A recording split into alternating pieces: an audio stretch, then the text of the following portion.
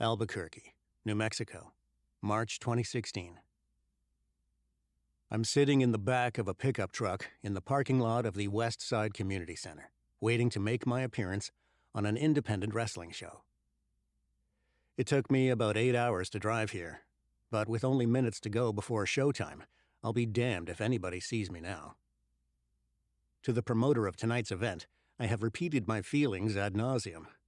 Just keep this thing a secret. Don't tell anyone who doesn't need to know.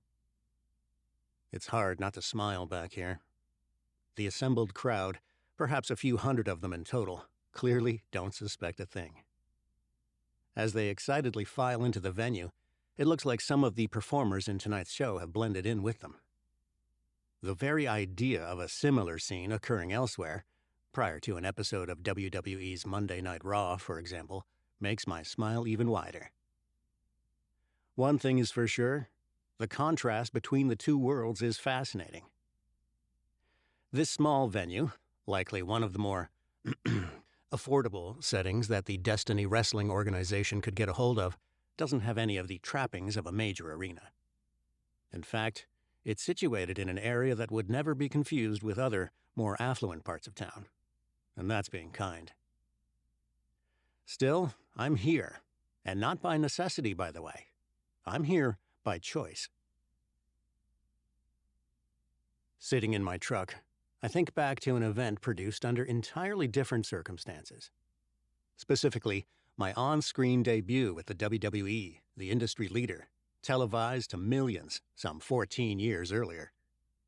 On that night, the reaction to my surprise appearance, immortalized forever on WWE television, would become almost as famous as the appearance itself. Memorably, and shockingly, it was Vince McMahon himself, once my bitter business rival during the previous decade, with whom I embraced on the stage at Continental Airlines Arena. "That rumbling beneath your feet," I told Vince as 17,000 fans became unglued, "is a whole lot of people turning over in their graves." My agreement then to sign with Vince, the chairman and driving force of WWE, sent shockwaves throughout the entire wrestling world. What followed, for yours truly, was an improbable, almost impossible really, 3.5-year run as Raw's on-screen general manager, before wrestling's authority figure role became, well, such an agonizing trope. Quite naturally, back then in 2002, my decision to sign with Vince came with a simple request.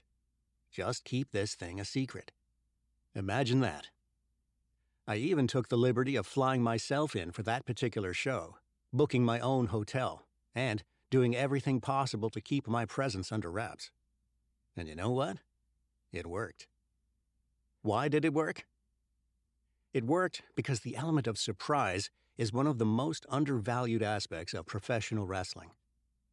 Had I been advertised, had people known I was there, the audience still would have reacted, but the response would have been exponentially weaker. I can't explain it. It's just different when you walk out, unadvertised, unexpected, and all of a sudden, there you are on a live wrestling show. But here on this night, right now in Albuquerque, the final few patrons are starting to shuffle in. I could be wrong, but it looks like one guy may have spotted me in my truck. I see him slowly turn back to enter the building, and that's enough for me. The time to wait is over. I glance left, glimpse right, and soon make my immediate beeline for the back door entrance. One step inside, and my grin is incandescent. I'm in.